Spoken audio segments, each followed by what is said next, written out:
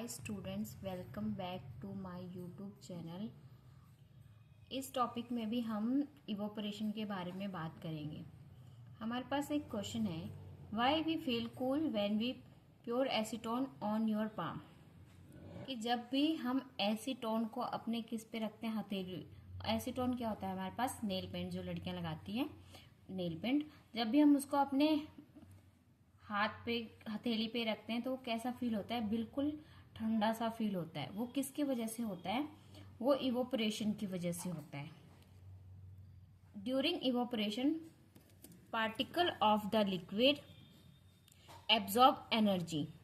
कि जब इवोपरेशन होता है, जो पार्टिकल होते हैं लिक्विड के, वो क्या एब्जॉर्ब करते हैं? एनर्जी। कहाँ से? From the surface of palm. कहाँ से एनर्जी को एब्जॉर्ब करते हैं? हमारे पाम के सरफेस से। मेकिंग द सराउंडिंग की कूल। और सराउंडिंग को कैसा बना देते हैं? कूल बना देते हैं।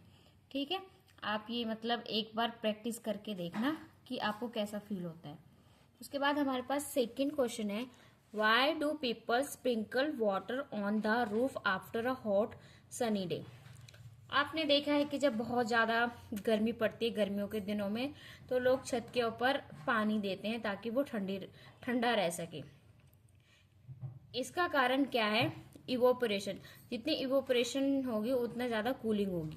When people sprinkle water on hot and dry roof on a sunny day, that water evaporates by taking energy from the ground, roof and surrounding. कि जो वाटर इवोपरेट्स होता है वो एनर्जी को लेता है कहाँ से? ग्राउंड से। और वो रूफ और सराउंडिंग को क्या कर देता है? ठंडा कर देता है। The evaporation of water causes a cooling effect. जो इवोपरेशन होता है पानी का, वो क्या कूलिंग इफेक्ट करता है। उसके बाद है हमारे पास next question, why do water droplets from on the outside of a cold glass. कि जैसे मान लो हमने क्या लिया है, एक ग्लास लिया है, उसमें हमने क्या भरा है? आइस क्यूब भरा है। ठीक है, और उसके आपने देखा होगा कि उसके साइड साइड में छोटे छोटे वाटर के ड्रॉपलेट्स बन जाते हैं जैसे जैसे वो जो आइस क्यूब है वो मेल्ट होती है। तो क्या होता है? इसके पीछे का कारण हम देखते हैं यहाँ पे, the water vapour present in air. कि क्या होता है? वाटर वेपर कहाँ प्रेजेंट होते हैं? एयर में। On coming in contact with the cold glass. जब वो किसके कॉन्टेक्ट में आते हैं? ठंडे ग्लास के कांटेक्ट में आते हैं वाटर के। Losses energy. क्या लॉस करते हैं? एनर्जी को लॉस करते हैं। और किस में कन्वर्ट होते हैं? Gets converted to the liquid state. किस में कन्वर्ट हो जाते हैं? लिक्विड स्टेट में। Which we see as water droplet. जो हमें किस रूप में दिखाई देते हैं? वाटर ड्रॉपलेट्स के। उसको हम क्या बोलते हैं? कंडेंसेशन। जैसे कि हमारे पास क्या है? ग्लास है। ठीक है, और यहाँ हमारा पानी भरा हुआ है, इसमें हमने क्या डाली? आइस क्यूब्स डाली हैं। ठीक है, यहाँ पे देखो, यहाँ पे छोटे छोटे वाटर के ड्रॉपलेट्स है। जब ये क्या मेल्ट हो रहा है इस क्यूब, तो इसमें क्या हो रहा है? जो एयर है वो अंदर की तरफ आ रही है और यहाँ से एनर्जी एक्सचेंज हो रही है। मतलब कि लिक्विड से किसके फॉर्म में आ रहा है? गैस के फॉर्म में, मतलब कंडेंसेशन हो रहा है।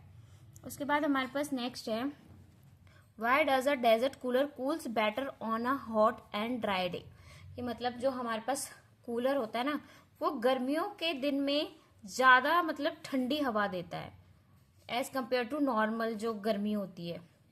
और desert cooler cools better on a hot dry day because on a hot dry day temperature is high. क्यों ऐसा होता है? क्योंकि जो टेम्परेचर होता है वो हाई होता है और जो ह्यूमिडिटी होती है वो क्या होती है? लेस होती है, मतलब कम होती है, जो कि हेल्प करती है बेटर इवोपरेशन में। कौन हेल्प करता है? लेस ह्यूमिडिटी हेल्प करती है बेटर इवोपरेशन में। ठीक है, उसके बाद है, due to the higher rate of evaporation it gives better cooling effect. किसकी वजह से? हायर रेट ऑफ इवोपरेशन की वजह से बेटर कूलिंग इफेक्ट होता है। ठीक है, उसके बाद है हमारे पास, why do we wear cotton clothes in summer. जैसे गर्मियां होती हैं, हम नॉर्मली मतलब कि कॉटन के कपड़े पहनना पसंद करते हैं। क्यों? क्योंकि जो कॉटन का कपड़ा है वो इजीली क्या, हमारी जो स्वेट होता है उसको एब्जॉर्ब करता है और एनर्जी जो एब्जॉर्ब होती है वो जल्दी इजीली, जो उसमें वाटर होते हैं इवोपरेट होते हैं और वो कूलिंग इफेक्ट शो करते हैं। जैसे कि इसमें लिखा है we should wear cotton clothes in summer because during summer we tend to sweat a lot, कि हमें बहुत ज्यादा पसीना होता है। एंड कॉटन फैब्रिक एब्जॉर्ब, जो कॉटन का फैब्रिक होता है वो एब्जॉर्ब करता है स्वेट को। And help the body to cool, और हमारा जो शरीर है उसको क्या ठंडा करता है, किसकी वजह से, इवोपोरेशन की वजह से। ठीक है, अब हमारे पास कुछ की पॉइंट्स हैं, जैसे कि एसआई यूनिट जो होता है प्रेशर का, वो क्या होता है हमारे पास, पास्कल। ठीक है, और 1 ATM जो होता है वो किसके इक्वल होता है, 1.01 इंटू 10⁵ पास्कल। ये 1 ATM का मतलब है एटमॉस्फेरिक प्रेशर।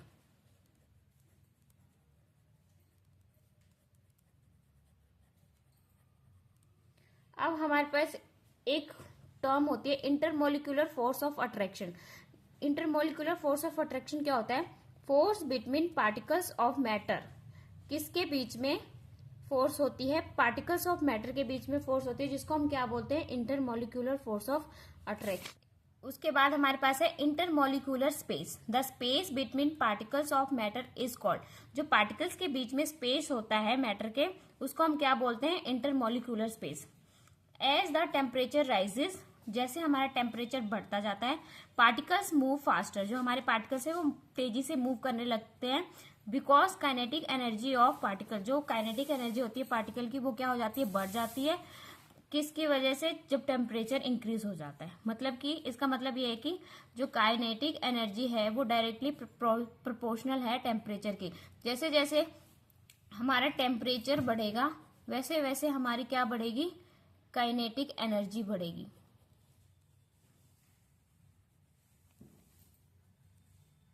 इसका मैंने सारा आपको डिटेल पिछले वीडियो में समझाया हुआ है, तो आप उसको एक बार जरूर देख लेना। Thank you.